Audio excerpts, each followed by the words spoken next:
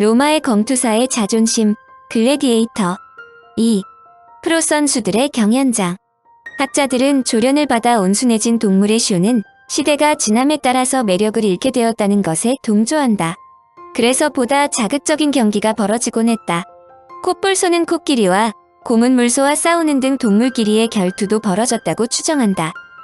동물끼리의 싸움도 시시하게 느껴지자 로마의 집권자들이 이러한 의식을 검투라는 방식을 차용하여 로마인들을 보다 다독거리는 방법으로 변형시켰다는 것이다. 처음에는 포로가 된 노예들과 동물들이 싸웠는데 노예들은 갑옷을 입지도 않았고 방패도 갖지 않고 오로지 작은 칼만 사용할 수 있었다. 그런데 사람과 동물과의 싸움은 인간이 주로 승리했으나 사자 등 동물이 승리하는 경우도 적지 않았다고 한다. 그러나 이러한 경우는 특별한 축제에 한정되었다는 것을 기억할 필요가 있다. 이런 과정을 거쳐 인간끼리의 검투가 등장하는데 인간끼리의 검투는 군중들에게 즐거움을 주기 위해서 등장한 것이 아니라 로마의 전신으로 볼 수 있는 에트루리아인들의 죽음의 의식에서 비롯했다고 추정한다. 에트루리아에서는 저명 인사가 죽으면 노예들 간의 결투를 공개적으로 열었다. 그것은 신에게 인간의 피를 제공하기 위한 것이다. 그러므로 결투라는 형식을 벌려 패배자는 신에게 희생물로 제공되고 승자는 살려주었다. 그런데 로마인의 집권자들이 이러한 의식을 검투라는 방식을 차용하여 로마인들을 보다 다독거리는 방법으로 변형시켰다는 것이다. 이후 검투는 로마의 간판 스타가 될 정도로 많이 벌어졌다. 삼두 정치를 도입한 세자르, 즉 시저의 경우 자신의 입지를 강화하기 위해 하루에 640명의 검투사들을 동원했다. 106년 다시에서의 승리를 기념하기 위해 트라이안 황제는 117일 동안에 만여 명의 검투사를 동원했는데 기록에는 대부분이 포로였으며 1대1의 결투를 벌였다고 특별히 적었다. 인간끼리의 검투도 흥미를 주기 위해 여러모로 준비되었다.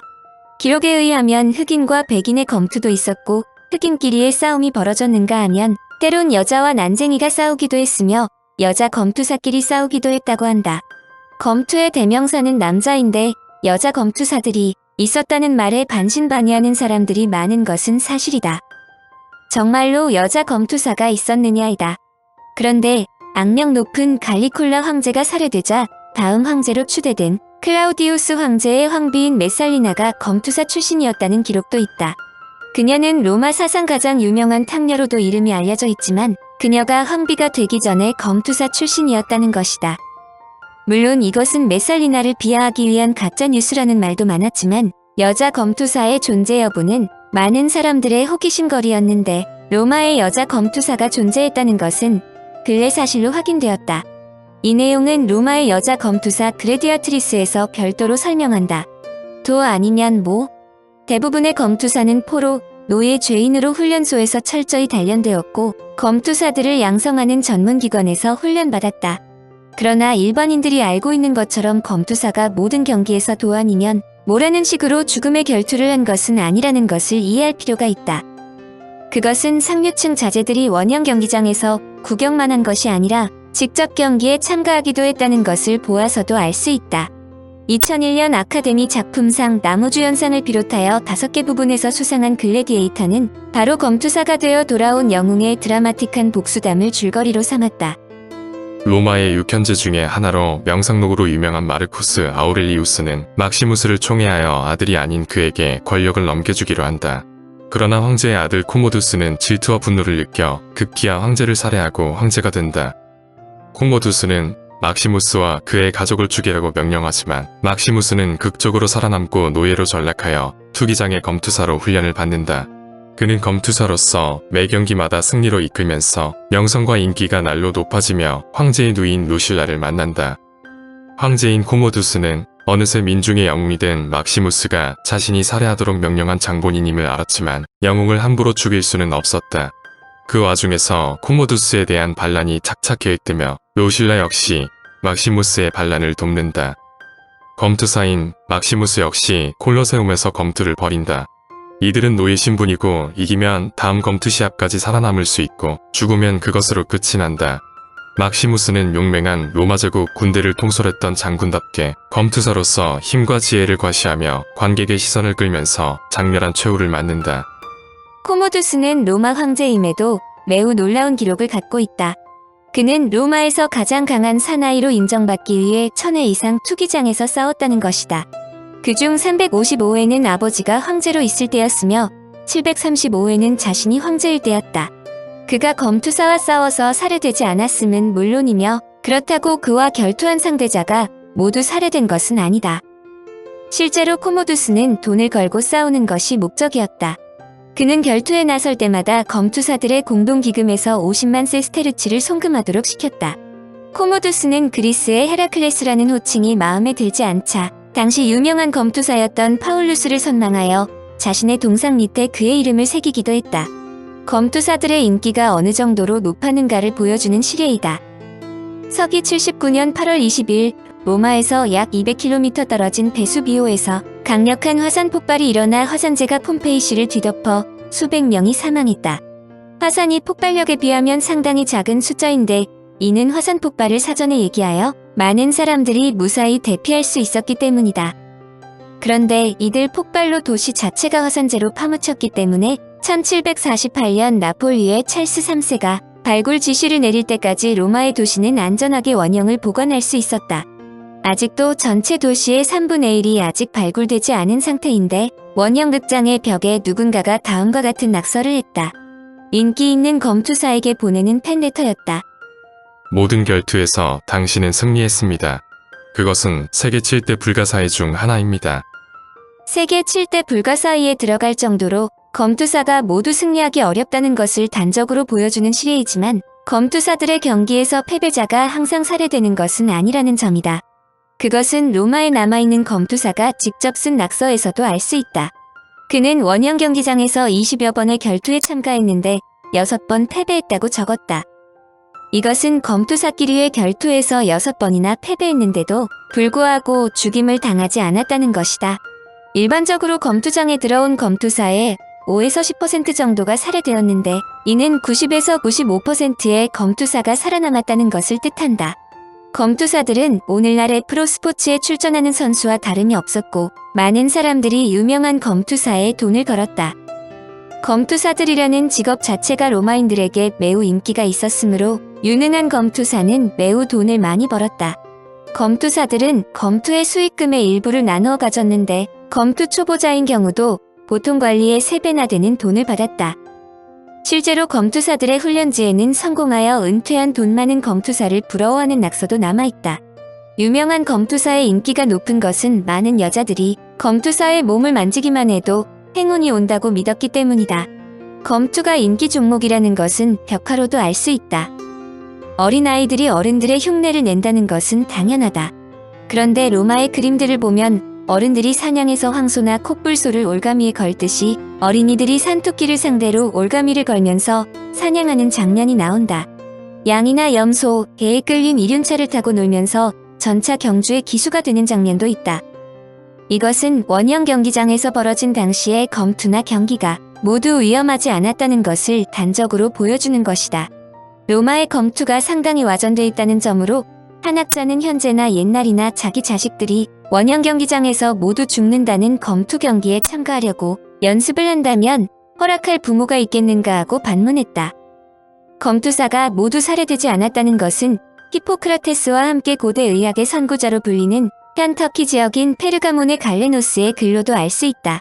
그는 종리에 따른 약물의 배합에 대하여의 다음과 같이 검투사를 치료한 내용을 적었다.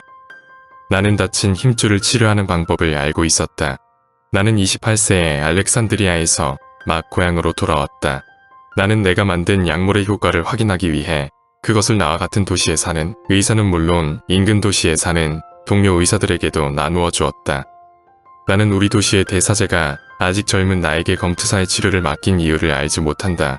당시 나는 내가 고안한 방법으로 허벅지 앞쪽 아래 부위를 다친 검투사를 치료했다. 상처가 비스듬히 난 경우에는 다치지 않은 힘줄을 노출시켜 수술할 때 실수로 이를 상하지 않게 했다. 상처가 작거나 수직으로 난 경우에는 안전하게 붕대를 감는 치료만 했다. 나는 허벅지 앞쪽 아래 부위에 깊은 상처를 입은 어떤 기마검투사를 치료한 적이 있었다. 그의 상처는 위쪽 가장자리가 위로 당겨 올라가고 아래쪽 가장자리는 슬개골 쪽으로 당겨져 내려가고 있었다.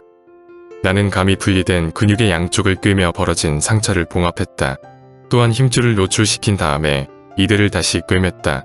나의 수술이 성공하자 해부학 지식이 없는 일부 의사들이 그대로 따라했는데 그들은 근육을 안전하게 꿰매는 방법을 몰랐기 때문에 모든 근육에서 막들을 분리시켜버렸다. 히포크라테스와 함께 의학의 성인으로도 거론되는 갈레노스가 검투사를 직접 수술했고 다른 의사들도 시술했다는 것은 검투사들이 많은 부상을 입은 것은 사실이지만 모두 살해되지 않았다는 것을 의미한다. 패배한 검투사가 모두 살해되었다면 갈레노스가 치료할 검투사가 있었을 리 만무다. 노예의 목숨은 승리자의 권한. 일반인들에게 알려진 것처럼 검투사의 실상이 과장되었기는 하지만 검투사들끼리의 싸움에서 많은 검투사들이 살해된 것은 사실이다.